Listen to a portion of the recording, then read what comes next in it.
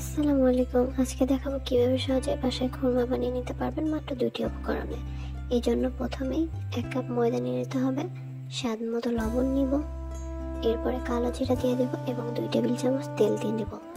এখন ভালো মতো ময়দাটাকে মেখে নিতে হবে। ভালো করে মেখে নিব যতক্ষণ না এভাবে হাতে মুঠ পাকালে দলা হয়ে যাবে। এবং এখন রুম টেম্পারেচারে রাখা পানি দিয়ে এটাকে ভালো করে মেখে নেব।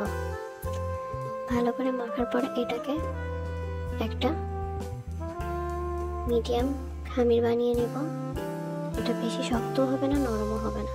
এবং এটাকে 10 মিনিটের জন্য রেস্টে রাখতে হবে। 10 মিনিট পরে এটাকে ভালো মতো আবার মুথে নেব। এরপর এর থেকে লেচি কেটে নেব ছোট ছোট।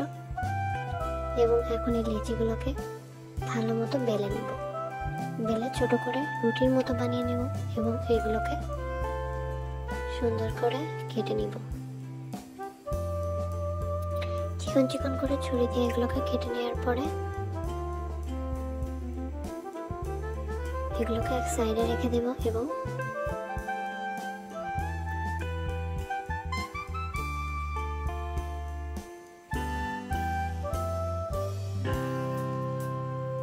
এখন কড়াইতে গরম তেলে এগুলোকে ভেজে নিব। এবং তেলটাকে বেশি গরম হওয়া যাবে না, হালকা গরম থাকতে এর মধ্যে দিয়ে নিতে হবে। এখন ভালো মতো এপিট ওপিট করে 5 থেকে 6 মিনিট মতো এটাকে ভেজে নিতে হবে, যতক্ষণ না বাদামি কালার হচ্ছে। এটা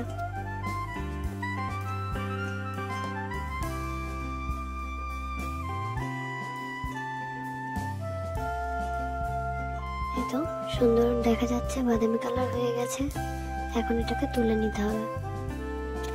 এখন শিরার জন্য 1/2 কাপ চিনি এবং 1/2 কাপ পরিমাণে পানি দিয়ে এটাকে সুন্দর মতো মিশিয়ে নিতে হবে। চিনিটা গলে যাওয়া পর্যন্ত এবং যতক্ষণ না চিনিটা একদম ঘন হয়ে আসছে ততক্ষণ নাড়তে হবে। এখন ভেজে রাখা খুরমাগুলো এই চিনি শিরার মধ্যে ঢেলে দিব এবং ভালো মতো নাড়তে থাকবো।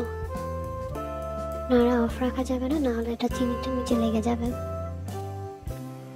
ভালো মতো সুন্দর করে নাড়ার পরে আস্তে আস্তে দেখা যাবে চিনির শিরাগুলো খুরমার গায়ে লেগে আসছে।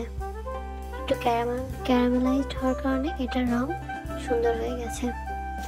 দেখতে একদম মনে হচ্ছে এটা গুড় দিয়ে বানানো।